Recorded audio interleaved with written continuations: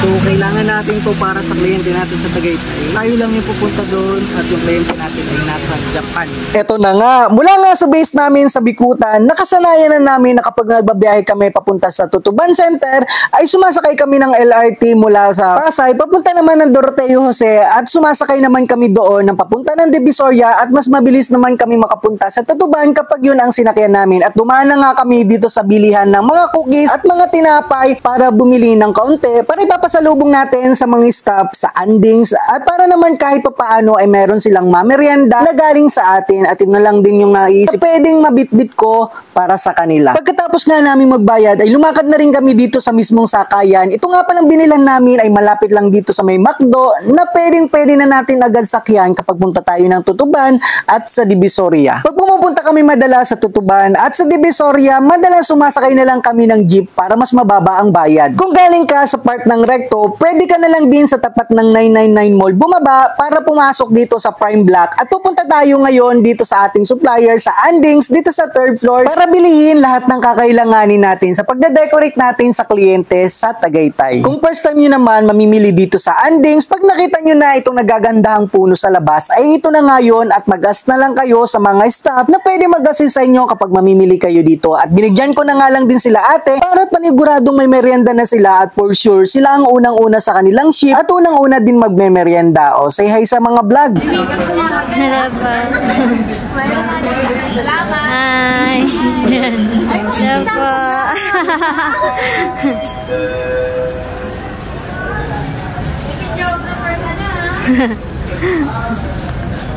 Hello. Merienda pa, oh. Dahil tawag ka. Tinola. Hindi. Dito yung sige yung pagtawarin. O, magkape natin. Ay, bakit meron na naman? Wala lang ate. Nakakaya naman. Nakakaya pero kinuha eh. Hi, sir. Wala ko yung puti. Nandito ko po. Wala ka na. Ano isang araw, ano? Yung sa mga Japanese ang kasama rin? Mag-usap tayo. Hello po. Good morning.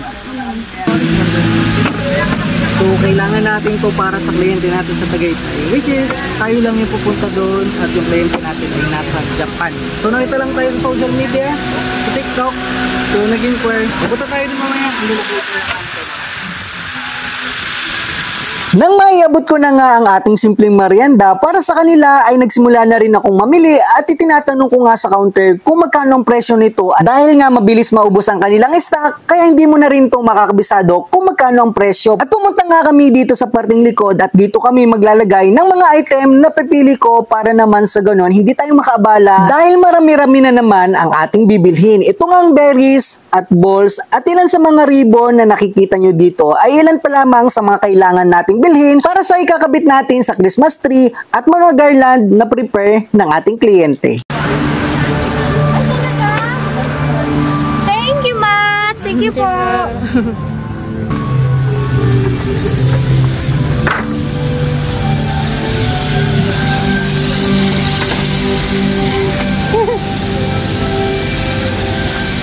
Hello po. Hello. Dahil nga ang karamihan sa ating motif ay kulay pula, pumunta na rin ako dito sa section na to para kuhain ng mga spray, fillers at mga lips na kakailanganin natin, ganun na rin ang ating mga poinsettia. Kung mapapansin nyo sa buong pag-ikot ko dito sa Andings ay solo na lang akong kumukuha ng mga item para pumili dahil tumatawag na lang ako dito kapag naka-ready na yung mga item ko para bayaran dito sa counter at tumatawag na lang ako pag kailangan ko ng stock at pag magtatanong ng presyo. Matapos kong ang bilhin lahat ng kakailanganin para sa pag-design natin, pumunta na kami dito sa LRT Bendia at dito na rin kami sumakay ng bus pass na Sugbo at bababa na lang tayo sa Tagaytay mamaya. O sa mga nagtataka, no, ito yung typical na biyahe kapag ka namimili at pupunta sa kliyente dahil wala naman tayong sasakyan. Kadalasan ganito yung mga kaganapan kapag pumupunta kami sa kliyente. At kadalasan pa pag mahaba-haba ang aming biyahe ay sa bus na lang din kami natutulog na malayo sa mga nangyayari nung nakaraang taon na ako ay nag-edit kapag nasa bus. Pagkatapos nga ng halos 3 oras na biyahe ay ay nakarating na rin kami dito sa May Mendez, dito sa Tagaytay, at mabuti na lang yung nasakyan naming tricycle ay kilala yung mismong bahay na pinuntahan namin dito, at ito nga yung kliyente na nakilala natin sa social media na nasa Japan. Bali ang mag-a-assist lang sa amin dito ay ang kasama niya sa bahay. Itong deal ko ngayon sa ating kliyente ay isa sa makukonsidered ko na talagang smooth transaction dahil nag-inquire lang siya sa ating social media, dahil napanood ang ating mga videos, at pagkatapos nga namin makapag-usap ay agad na rin nagpadala ito sa aking bank account. Pagpasok pa lang namin dito sa bahay ay nakatayo na yung Christmas tree. In-spread out na lang namin to ng maayos at tinanggal yung mga nakabalot ng plastic. Ito nga palang Christmas tree ng ating kliyente ay self-provide na nila at hindi ko din alam kung saan nila ito nabili.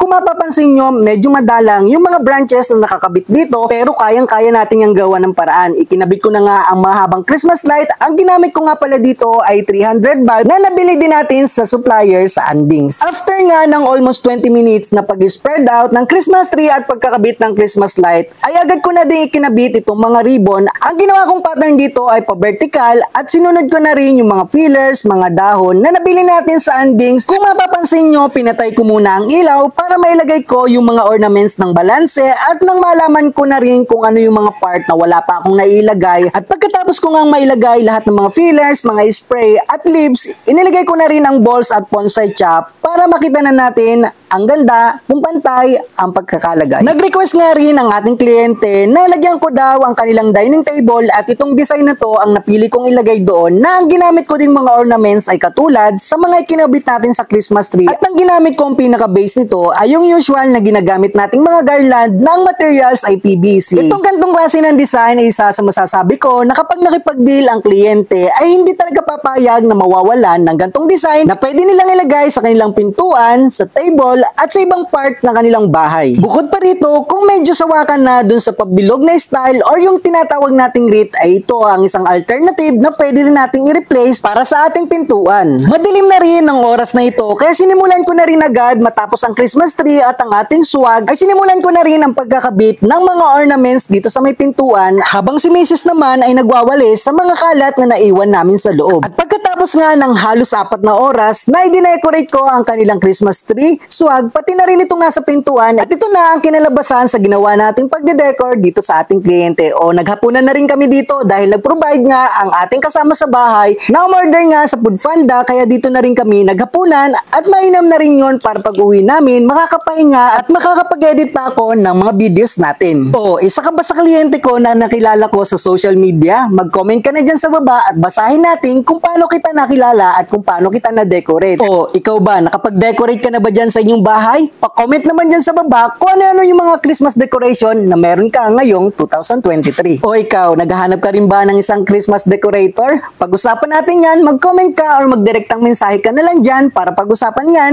para sa susunod na taon ay may nakaredy ka ng gagawa ng inyong Christmas decoration dyan sa inyong bahay. At kung nag-enjoy ka sa video na to, pag-consider, pa-like and share at pakipollow na rin ako sa mga social media, at kung gusto mong ma-notify sa mga susunod pa nating mga videos, hanggang dito na lang ang video natin. Maraming salamat sa panonood. Ingat. Bye-bye. God bless.